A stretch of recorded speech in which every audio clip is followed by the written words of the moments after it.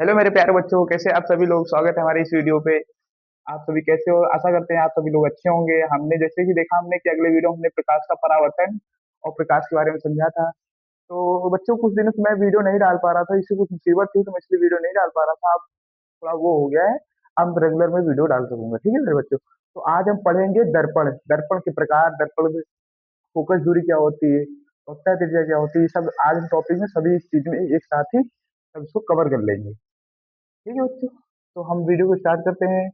हमारे चैनल को सब्सक्राइब कीजिएगा, वीडियो पसंद आए तो लाइक कीजिएगा। हम पढ़ेंगे आज दर्पण।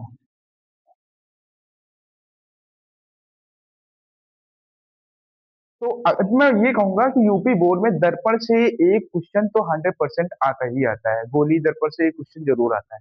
उसकी जो प्रतिबिंब की विशेषताएं होती है वो अभी मैं बताऊंगा आपके। दर्पण कितने प्रकार के होते हैं, दर्पण क्या होता है, कैसे होता है, ठीक है। तो दर्पण मेरे प्यारे बच्चों, दर्पण दो प्रकार के होता है। एक समतल दर्पण और दूसरा गोलीय दर्पण।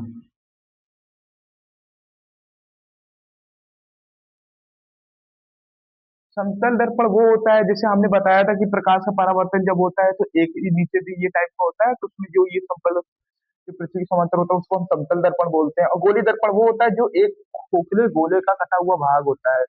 खोखले गोले का कटा हुआ भाग होता है जिसको हम एक तरफ से उससे काट देते हैं, इतना काट करके देते हैं, तो ये हमारा गोली दर्पण बन जाता है। इसमें हम एक तरफ पॉलिश कर देते हैं, तो ये हमारा बन जाता है गोली दर्पण। और ये हमारा हो जाता है समतल दर्पण, ये हो जाता है हमारा गोली दर्पण। ये हो जाता है गोली दर्पण, ये हो जाता है समतल दर्पण। अब हम देखिए समतल दर्पण को हमने समझ लिया था प्रकाश के परावर्तन में। अब हम आपको समझाएंगे यहाँ पे कि गोली दर्पण कैसे क्या होता है। गोली दर्पण के बारे में हम पूरा विस्तार से समझेंगे, ठीक। हाँ, तो मेरे प्यारे बच्चों गोली दर्पण जो होता है वो दो प्रकार का होता है। क्या गोली दर्पण? गोलीय दर्पण दो प्रकार का होता है। फर्स्ट अवतल दर्पण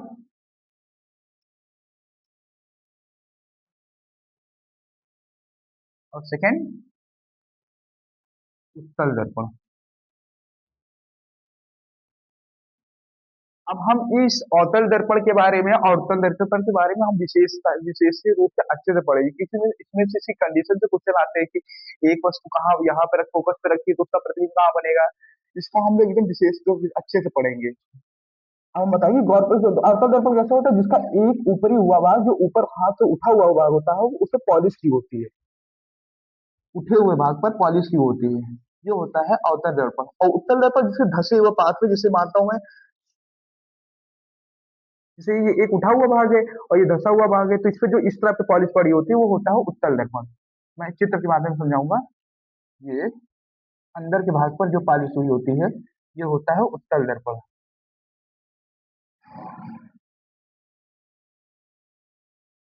उत्तल दर्पण ये होता है अवतल दर्पण।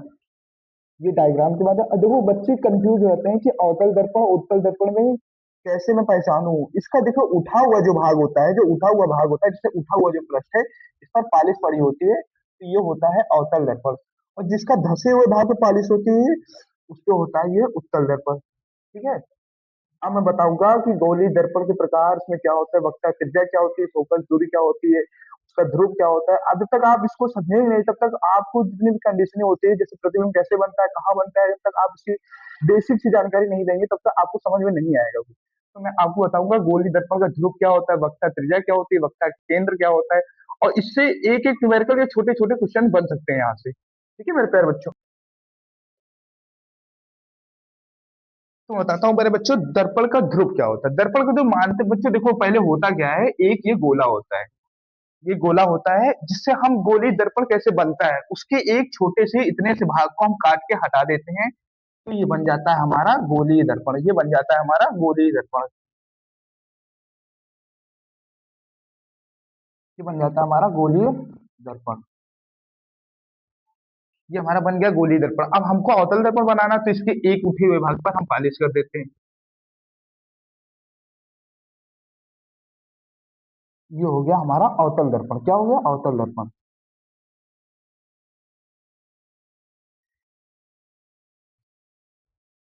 अब मैं बताता हूँ कि दर्पण का ध्रुव क्या होता है। मैं कहूंगा जैसे ये होता है, ये जो होता है, जो व्यास होता है, जैसे मान लीजिए पूरा गोला है, मैं पूरा गोला बनाता हूँ, तो ये इसका केंद्र होता है, ये इसका केंद्र होता है, और ये जो होता है, ये इसका मैं कहूँ तो ये सीधा इसका व्यास होता है। क्या होता है बच्चों? व्यास होता है, जो सीधी रेखा होती है, अब यहाँ से ये इतना हो जाएगा, ये त्रिज्या हो जाती है, ये पूरा व्यास होता है। तो दर्पण का द्वारक मैं बता रहा हूँ कि दर्पण का द्वारक क्या होता है। क्या दर्पण का दर्पण का द्वारक, जैसे जो बच्चों व्यास होता है, व्यास जहां पे दोनों बिंदु को काटता है, ये होता है एम। इसको हम कोई बिंदु देते हैं, मान ली इसको हमने दे दिया एम, और इसको हमने डाल दिया M N, M dash.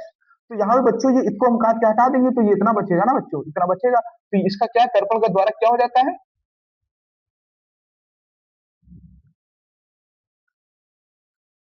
M dash M व एम डैश, ये होता है बच्चों दर्पण का द्वारक। ठीक है, अब ये जो ये दर्पण का ये केंद्र होता है, ये केंद्र बिंदु होता है। तो केंद्र से जो सीधी रेखा जाती है, वो दर्पण के पृष्ठ पर वो होता है, जो दो दो भागों में बांट कर देता है, इसको बांट देता है। जो सामने बिंदु जाता है, जो दर्पण का केंद्र होता है सामने से, इसको हम बोलते हैं वक्ता, वक्ता केंद्र। अभी मैं इसको पूरा एकदम परिभाषा से समझाऊंगा बच्चों, इसको मैं पूरे भी परिभाषा समझाऊंगा, क्या होता है वक्ता केंद्र की परिभाषा क्या होती है, दर्पण का द्वारक क्या होता है, वक्ता त्रिज्या क्या होती है, ध्रुव क्या होता है। ये होता है बच्चों में ध्रुव, इसको हम किस बोलते हैं? पोल, ध्रुव। ये होता है बच्चों दर्पण का ध्रुव, और ये होता है दर्पण का केंद्र, वक्ता केंद्र, क्योंकि केंद्र पर होता है। इसको अगर मैं बताया बताया था ना आपको, ये गोला होता है, कोई गोला होता है जहां पे इसका केंद्र होता है, इसलिए इसका नाम वक्ता केंद्र हो गया। अब वक्ता त्रिज्या क्या होती है? माना ये सी है, मान लिया मैंने इसको सी है और ये पी है, तो वक्ता त्रिज्या वो होती है जो केंद्र और पी, ध्रुव के बीच की जो दूरी होती है, जिसे माना बताता हूं मैं, वक्ता त्रिज्या। चलो ठीक, तो मैंने बच्चों बताया आपको कि ये जो पी पॉइंट होता है, ये दर्पण का ध्रुव होता है। अब मैं बताऊंगा आपको एकदम परिभाषा से अच्छे से, दर्पण ध्रुव की परिभाषा क्या होती है, वक्ता त्रिज्या की परिभाषा क्या होती है, वक्ता केंद्र की परिभाषा क्या होती है, मुख्य फोकस क्या होता है, मुख्य अक्ष क्या होता है, फोकस बिंदु क्या होता है। अब मैं आपको एकदम परिभाषा से समझाने जा रहा हूँ, ठीक है बच्चों? कि मैं अब आपको बता दूं कहाँ गिरता है, थोड़ा क्या होता है, मैं आपको एकदम शॉर्ट नोट में बताऊंगा, आपको आसानी से एकदम समझ में आएगा। तो देखो बच्चों, दर्पण का जो द्वारक होता है, दर्पण, इसकी परिभाषा ये है बता, दर्पण के सीमा रेखा का व्यास जो होता है, व्यास दर्पण का,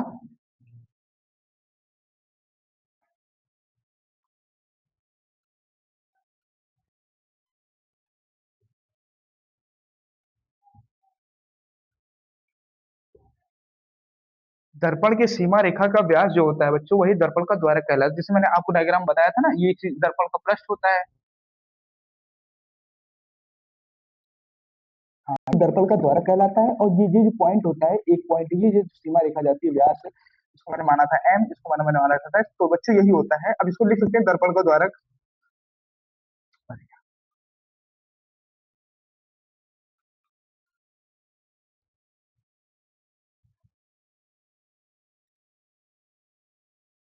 एम डैश, ये होता है बच्चों दर्पण का द्वारक, जो मैंने बता दिया।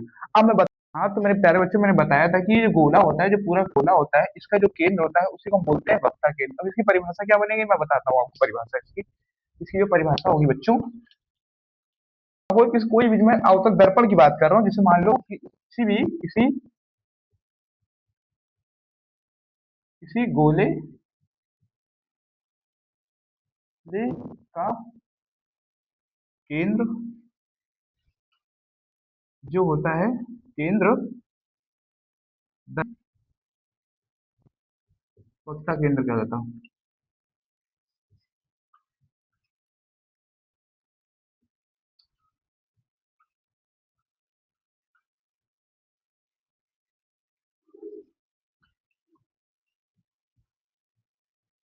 अगर मैं चित्र के माध्यम से बताऊं, तो ये मान लो ये कोई दर्पण है, ये अवतल दर्पण है। इसका ये जो केंद्र होता है, ये केंद्र मान लो ये गोला है पूरा, इसका ये केंद्र हुआ, तो इससे केंद्र जो होता है, ये इसी को हम बोलते हैं वक्ता,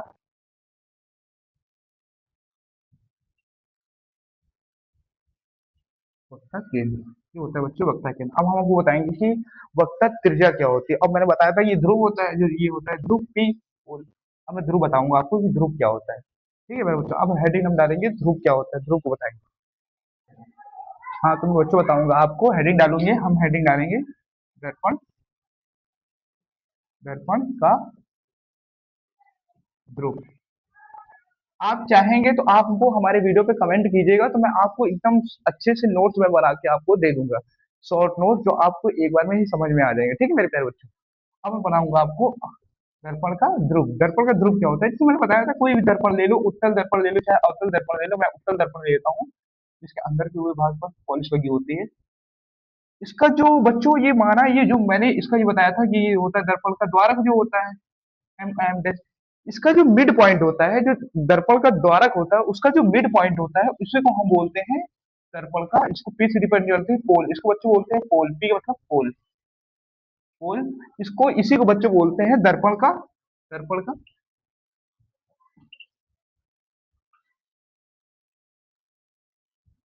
दर्पण का ध्रुव। यही होता है बच्चों दर्पण का, जिसका मिड पॉइंट होता है, दर्पण का जो द्वारक होता है उसका जो मिड पॉइंट होता है, उसे बच्चों हम बोलते हैं दर्पण का ध्रुव। अब इसकी हम परिभाषा लिखेंगे, इसको डायग्राम में रब कर रहा हूँ, इसकी मैं परिभाषा लिख देखो। तो बच्चों मैं आपको परिभाषा जो मैं लिखवा सकता हूँ, उसको मैं सिंपल भी लिखवा सकता हूँ, उसे घुमा के, उसे बच्चों मैं आपको सिंपल तरीके से बताऊँ। जो दर्पण का पृष्ठ होता है, दर्पण, दर्पण के पृष्ठ का जो केंद्र होता है, होता है वही ध्रुव होता है, ध्रुव कहलाता है, वही आता है। इसकी एक परिभाषा बच्चों, मेरे प्यारे बच्चों, इसकी एक परिभाषा और बन जाएगी। मैं दूसरी परिभाषा लिखता हूँ, जिसको मैं फर्स्ट मान देता हूँ, इसको मैं फर्स्ट डाल देता हूँ। उसकी दूसरी परिभाषा बच्चों क्या बनेगी, कि दर्पण का, कि दर्पण का, दर्पण, दर्पण के द्वारक, द्वारक का जो दर्पण का जो द्वारक होता है, उसके जो पृष्ठ का जो मूल बिंदु होता है, जो बीच का बिंदु होता है, दर्पण के, दर्पण के द्वारक का मध्य बिंदु, मध्य बिंदु, मैं मध्य बिंदु बोल सकता हूँ, कोई बच्चे को बात नहीं है। मध्य बिंदु, मध्य बिंदु जो होता है, जैसे मैंने बताया था आपको, अभी उत्तर दर्पण होता है ये, इसका ये होता है एम, एम डैश ये द्वारक होता है, इसका जो मध्य बिंदु ये होता है, इसी को बोलते हैं, इसी को मैं परिभाषा में मैं डिफाइन कर रहा हूँ। ठीक है, तो ये जब दर्पण के द्वारक का मध्य बिंदु ध्रुव कहलाता है,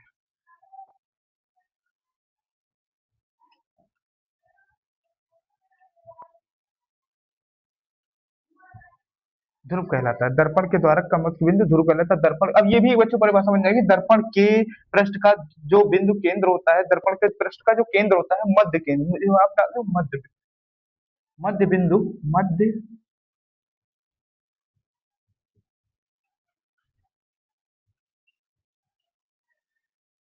मध्य बिंदु का जो केंद्र होता है वही होता है दर्पण का ध्रुव कहलाता है। ये बच्चों थोड़ा मिस्टेक हो गया था, इसमें डाल देना, मध्य बिंदु का जो केंद्र होता है वही दर्पण का ध्रुव कहलाता है। ठीक है मेरे प्यारे, अब मैं आपको बताऊंगा कल नेक्स्ट वीडियो में, क्योंकि बच्चों को कहीं जाना है थोड़ा अभी काम है, तो आपको मैं बताऊंगा, कल मैं आपको बताऊंगा कि वक्ता त्रिज्या क्या होती है।